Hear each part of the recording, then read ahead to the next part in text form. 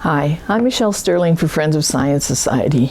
I was just listening to a front burner interview between Jamie Poisson and David Suzuki, and I have to tell you that David Suzuki and his sidekick Seth Klein, who wrote the book The Good War, and who is the team lead at the Climate Emergency Unit, which is a project of the David Suzuki Institute, they both make me sick. They disgust me. You know why?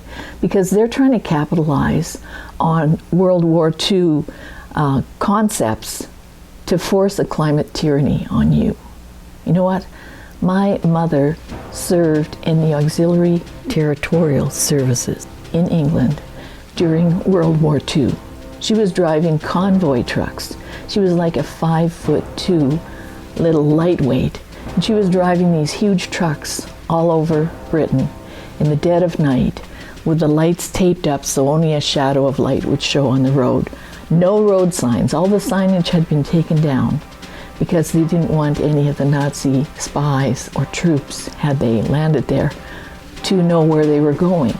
So it made it also very difficult for my mother and her convoy comrades trying to find their way around Britain in the dead of night in these huge trucks under fire from the Nazis, fighting for your freedom that you enjoy today. And these people, David Suzuki and Seth Klein, are trying to take away your freedoms and impose a Climate Emergency Wartime Measures Act so that they can ration everything that you use. This is my mother's wartime diary. She took this with her everywhere she went and wrote in this tiny script of her travels and her trials.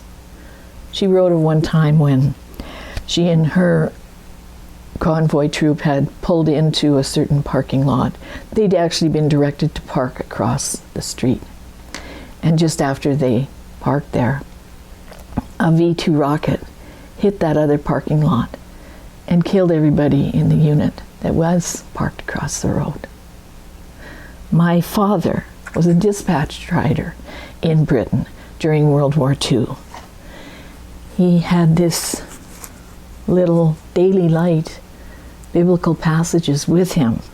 And inside, my mother wrote this inscription 77 years ago at the outbreak of World War I. This book was given to your great-grandfather, well, to your grandfather, Robert Miller Sterling, by his mother as a gift of love. 77 years ago, she was passing this on to my brother Klein. So these people lived through perilous times, and millions of women fought in World War II on the ground in Britain, and some overseas as well. And some were recruited as spies as well. So these two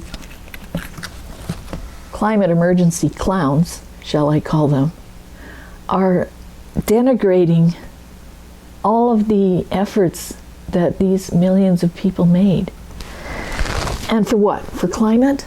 Well, you should have a look at this book because it gives you a really great overview of what a real climate emergency looks like. And I'm talking about the Little Ice Age. This is by Wolfgang Behringer. If you don't have the book, you can find a few of his papers online and read about it. But the Little Ice Age was a time when women primarily were burned at the stake for the crime of weather cooking with the help of Satan. That's how crucial and critical circumstances were at that time. In here they're talking about in the 1300s, in the early 1300s, from 1310, one cold, wet summer followed another. The harvests, though bad, were at first enough for survival.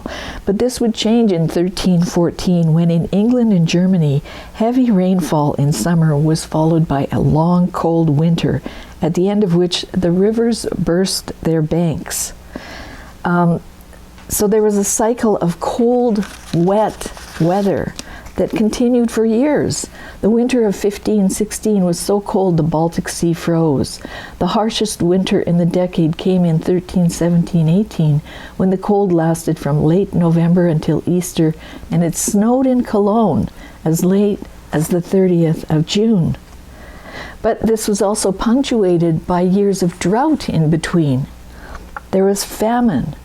The Black Plague came rolling in around 1346.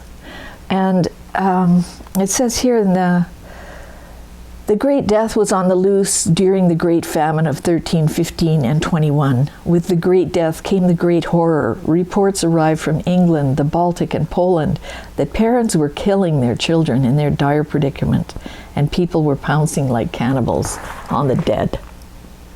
So there's no climate emergency like that happening, and it shows you that humans do not control climate change. Having a carbon tax, rationing what you consume, forcing you not to drive, creating EV mandates that nobody wants, none of these things will stop climate change, but they will take away all your freedoms that my parents and millions of other people fought for. Millions of people gave their lives so that you can enjoy the freedoms you enjoy today. And the CBC, along with David Suzuki, his institute, his foundation, and Seth Klein, are trying to take that away from you by claiming that if we have a War Measures Act because of a climate emergency, then we're going to save the planet. It's just not true. It's a lie. What we have to do, we have to get out of the Paris Agreement, we have to quit Paris, and we have to go back to common sense. For Friends of Science Society, I'm Michelle Sterling.